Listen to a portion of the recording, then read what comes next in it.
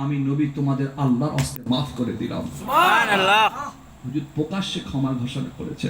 নবী পাক যেই ঘোষণা করে দিয়েছেন, লোকেরা ঘর ছেড়ে বার হয়ে চলে এসে আমার নবীর সামনে দাঁড়িয়ে বলেছিলেন, ও মুহাম্মদ, আপনি সত্য নবী, আপনি ন্যায় নবী, আপনি হক নবী।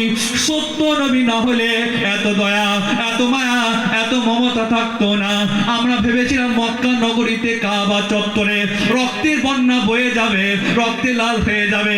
না না না, তুমি আমাদের পরিবর্তন করে দিয়েছো চিন্তাটা।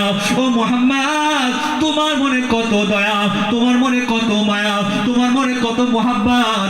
সত্য নবী না হলে এত দয়া, এত মায়া, এত মমতা, এত মোহাব্বত থাকতো না। না না না, আর দেরি করলাম না, আমরা সকলে আপনাকে আল্লাহর নবী বলে মেনে নিলাম। সুবহানাল্লাহ। সবাই মিলে বলা যাবে না? সুবহানাল্লাহ। হাতেগুলো ছেড়ে যাচ্ছে, দিল খুলে হবে না? সুবহানাল্লাহ। হবে না? নারে দিবে। আল্লাহু আকবার। সংক্ষেপ করে দিলাম, আর বাড়াবো না,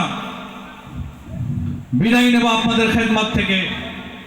আজ আমি গুনাহগার সৈয়দ হাম্মাদ হোসাইন আপনাদের সামনে বক্তব্য রাখতে রাখতে 2 ঘন্টা বক্তব্য অলরেডি কমপ্লিট। আমার শ্রদ্ধা চাচাজি এসেছেন, কথা বলবেন। টোটাল 2 ঘন্টা বক্তব্য আমি এক বিষয়ে কথা বলেছি। আমার একটা অভ্যাস, খারাপ কি জানি না, আমি বিষয়ভিত্তিক বক্তব্য রাখার চেষ্টা করি।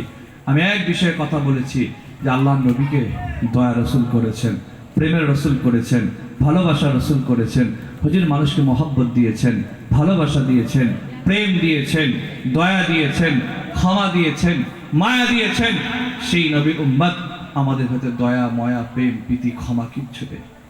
একসাথে থাকতে গেলে পাশাপাশি হাঁড়ি থাকলে ঠোকাঠুকি হয় না? হয় না? হবে, স্বাভাবিক। ক্ষমা করে দেন মানুষকে।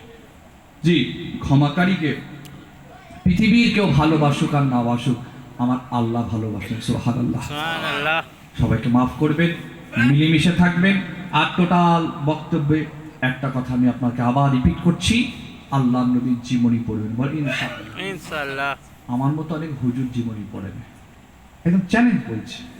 যদি কোনো আলেম ওলামা ইমাম সাহেব জিজ্ঞেস করে, আচ্ছা তুমি আল্লাহ নবীর একটা সম্পূর্ণ কেতাব পুস্তক কমপ্লিট করেছে জীবনী, যদি সত্যি কথা বলে তো মাথা চুল করবে।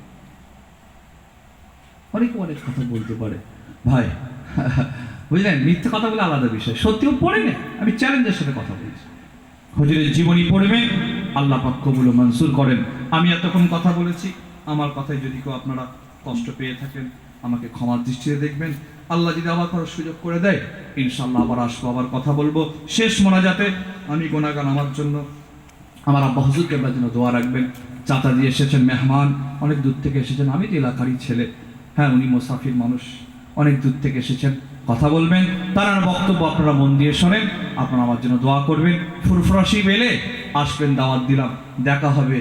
ওমা আলাইনা ইল্লাল বালাগ। আসসালামু আলাইকুম। ওয়া আলাইকুম আমাকে সালাম আসসালাম। দেন। আসসালামু ওয়া আলাইকুম। আলাইকুম আসসালাম ওয়া রাহমাতুল্লাহ। দরুদ শরীফ। আল্লাহুম্মা সাল্লি আলা